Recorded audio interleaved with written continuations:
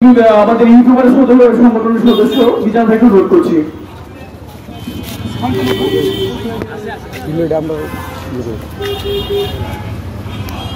Barrister Suman ভাইকে হত্যার প্রতিবাদে আজকের এই হত্যা প্রচেষ্টার প্রতিবাদে আজকের এই মানববন্ধনের যারা উপস্থিত হয়েছেন, আমি আসলে একটু পিছনে যেতে চাই।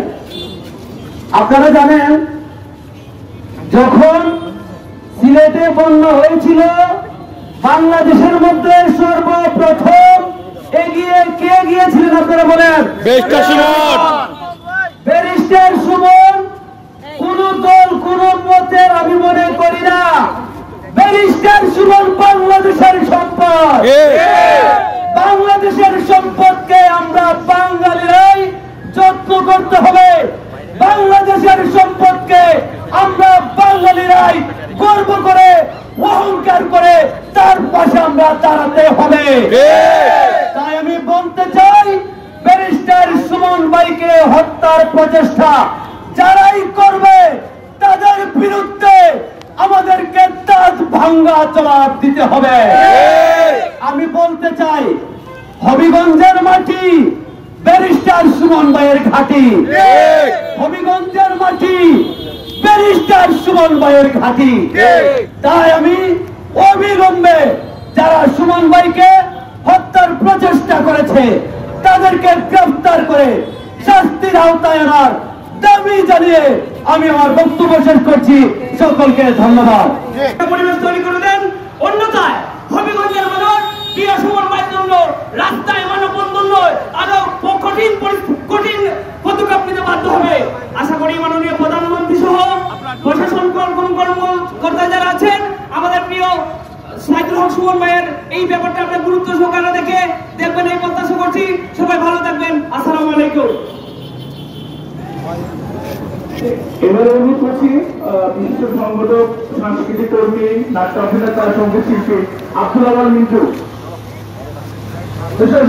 আলম চৌধুরী মিন্টু, দেখলাম তো চেহারা আসতেছে। মিন্টু এক মিনিট না তুললে দিব কেমনি? আপনি ওখানে কোন সময় ফোন দিছি? আমরা ভাগ্যগুণে কর্মগুণে আমাদের মাটির টানে একজন ভালো মানুষকে পেয়েছিলাম এ বাংলার মাটিতে। স্বাধীনতার পর থেকে এখন পর্যন্ত উনি যে বিষয়গুলো উদ্ঘাটন করেছেন, আমার মনে হয় না কোন নেতা, কোন নেত্রী কিংবা কোন সামাজিক ভাবে প্রতিষ্ঠিত লোক এভাবে করেনি। উনি তা করেছেন, দেখিয়ে দিয়েছেন। সত্য, সুন্দর, ন্যায় প্রতিষ্ঠার জন্য যে লোকটি একটি আইকন হিসেবে, যুব সমাজের আইকন হিসেবে বাংলাদেশ নয় গোটা বিশ্বে তিনি স্থান করে নিয়েছেন। এর লোককে যদি সরকার নিরাপত্তা না দিতে পারে, তাহলে আমি আপনার মতো সাধারণ মানুষের সরকার কি নিরাপত্তা দিবে? ভুলে যাবেন না, সরকারকে আমরা বলে দিতে চাই, যদি সাইদুল হক সুমনের উপর কোনো ধরনের কোনো মামলা, ঝামেলা কিংবা হত্যার পরিকল্পনা হয়, তাহলে হবিগঞ্জবাসী নয় গোটা বাংলাদেশ রাজপথে নামবে। দিন আসে, দিন চলে যায়, দিনের পর দিন পরিবর্তন হয়। এদেশের মানুষ মেনে নিবে না সেই সাইদুল হক সুমনের উপর যে নীল নকশা তৈরি করা হয়েছে তা থেকে সরে যাওয়ার জন্য আমরা অনুরোধ জানাচ্ছি। এখন দেখতে পাচ্ছেন শুধু হবিগঞ্জের মানুষ নেমেছে, সিলেট বিভাগের মানুষ নেমেছে, এক এক করে গোটা বাংলাদেশে আন্দোলন করবে এবং যারা সেই নীল নকশা তৈরি করেছে তাদের বিচার করতে হবে জনসমক্ষে। আমরা দীর্ঘদিন দেখেছি, কিছুদিন আগে হবিগঞ্জে একটি হত্যা হয়েছে, একজন মহিলাকে মারা হয়েছে, তার আমরা কোনো কিছু পাইনি। আমরা বসে আছি, কিন্তু সাইদুল হক সুমন তার অনেক ঊর্ধ্বে। তাকে নিয়ে যদি কোনো ধরনের কোনো কিছু হয়, আরেকটি একাত্তর হবে বাংলাদেশে এবং এই বলে আমি আমার বক্তব্য শেষ করছি। খুদা হাফেজ। বাংলাদেশ জিন্দাবাদ।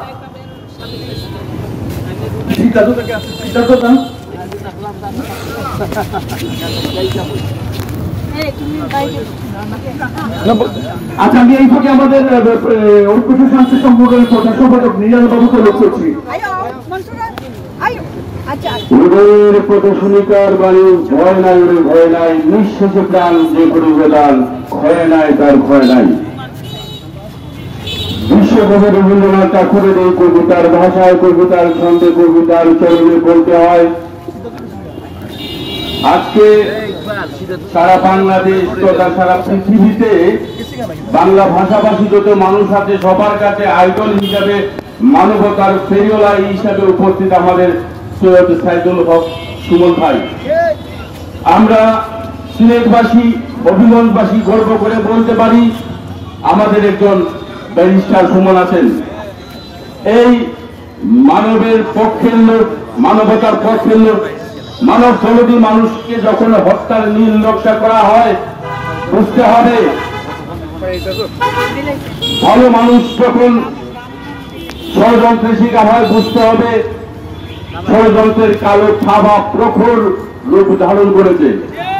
আমরা সেই হত্যার পরিকল্পনাকারী সকলকে হুঁশিয়ার করে দিতে চাই, আপনারা গোটা করে দুষ্ট প্রকৃতির মানুষ মিলে সুমন ভাইয়ের বিরুদ্ধে যে অপপ্রচার চালাচ্ছেন, হত্যার যে নীল নকশা আপনারা করছেন, আমরা সবাই মিলে একসাথে আপনাদের এই নীল নকশা বানচাল করে দেব। সুমন ভাই, আপনার ভয় নাই, আমরা লক্ষ লক্ষ মানুষ বাংলাদেশের প্রতিটি কোনায় কোনায়, বাংলাদেশের প্রতিটি ঘরে ঘরে আমরা আছি সুমন ভাইয়ের পক্ষে। আপনারা প্রত্যেক মানুষ যারা সুমন ভাইকে ভালোবাসেন, যারা সত্যকে ভালোবাসেন, যারা সুন্দরকে ভালোবাসেন, আপনারা সবাই প্রতিটি গলিতে গলিতে, প্রতিটি মহল্লায় মহল্লায়, প্রতিটি পাড়ায় পাড়ায়, থানায় থানায়, উপজেলায় দুর্গ করে তুলুন।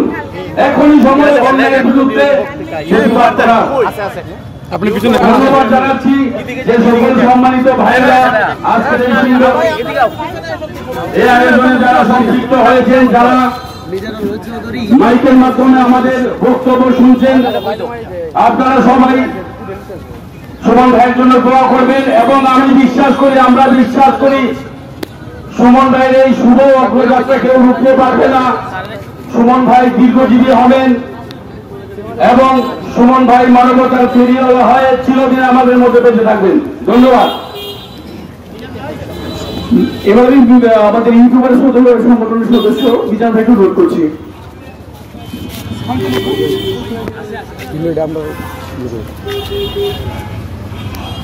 ব্যারিস্টার সুমন ভাইকে হত্যার প্রতিবাদে, আজকের এই মানব হত্যা প্রচেষ্টার প্রতিবাদে আজকের এই মানব বন্ধনের যারা উপস্থিত হয়েছেন, আমি আসলে একটু পিছনে যেতে চাই।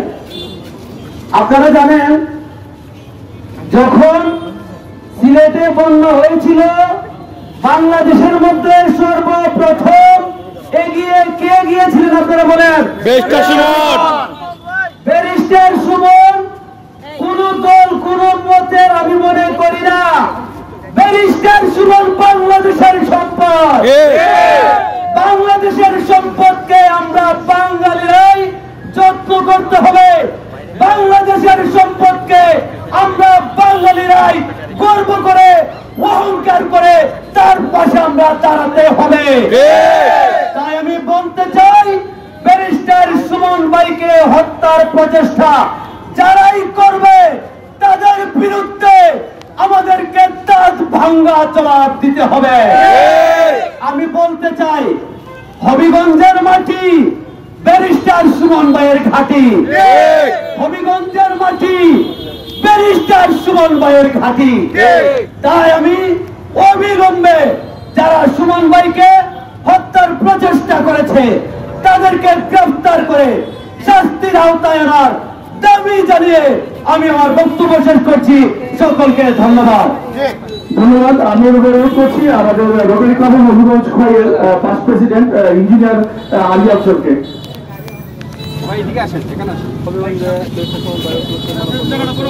ধন্যবাদ।